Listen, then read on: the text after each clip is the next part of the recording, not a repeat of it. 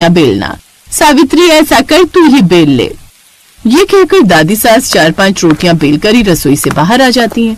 अब सावित्री अकेले रोटियां बेलने लगती है, लेकिन गर्मी में उसकी हालत भी खराब हो जाती है और वो जैसे तैसे सबके लिए रोटियां बनाकर बाहर आ जाती है।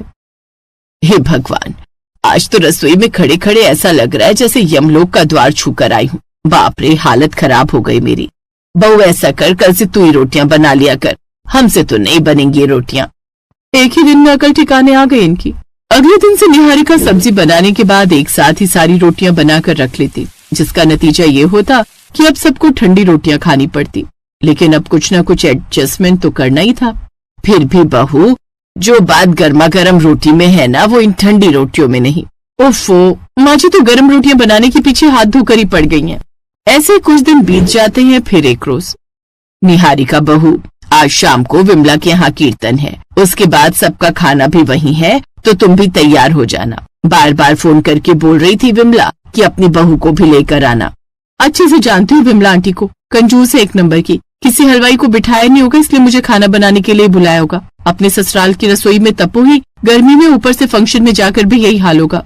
यही सोचकर निहारिका उस फंक्शन में चली तो जाती है, जहाँ कीर्तन होने के बाद विमला की बहू सोनिया सबसे कहती है, अब आप सब यहाँ बैठ जाइए, मैं सबके लिए खाना ले आती हूँ। सोनिया, मैं भी आऊँ क्या किचन में? वैसे सच कहूँ तो कीर्तन में गाते गाते ना मैं थोड़ा थक गई हूँ, लेकिन फिर भी तो कहे तो आऊँ रसोई में। अरे नहीं नहीं, उसकी कोई जरूरत नहीं है। मटर पनीर, दाल मखनी और खीर बनकर तैयार है। अब तो बस रोटियां बेलनी है, तो वो मैं झटपट बना लूंगी। पक्का ना? हाँ हाँ, डोंट वरी, हो जाएगा। सोनिया सबको एक साथ खाने बिठा देती है, जिसके बाद वो गर्मा गर्म रोटी सबको परोसती जाती है। इतनी जल्दी जल्दी उसकी रोटियों की स्पीड देखकर सावित्री कहती है, वाह वाह, विमला की बहू तो बड़ी फास्ट फॉरवर्ड है। देख तो अकेले कितनी जल्दी जल्दी सब लोगों को गर्मा गर्म रोटी परोस कर दे रही है, और ऐसा कोई भी नहीं है जिसके पास रोटी ना हो। सबकी थाली में गर्मा गर्म रोटी परोसती जा रही है। बात तो सही है, आखिर वो ऐसा कैसे कर रही है? मेरी तो घर के लोगों के लिए रोटी बनाकर हालत खराब हो जाती है। एक बार चलकर देखूं तो वो ये कमाल कर कैसे रही है। निहारिका रसोई में जाती है तो सोनिया की तरकीब देखकर तो हैरान ही रह जाती है। उसने कांटे का बड़ा सा पेड़ा लिया, जिसे प्लेटफॉर्म पर फैला लिया और लंबे आकार में बना लिया।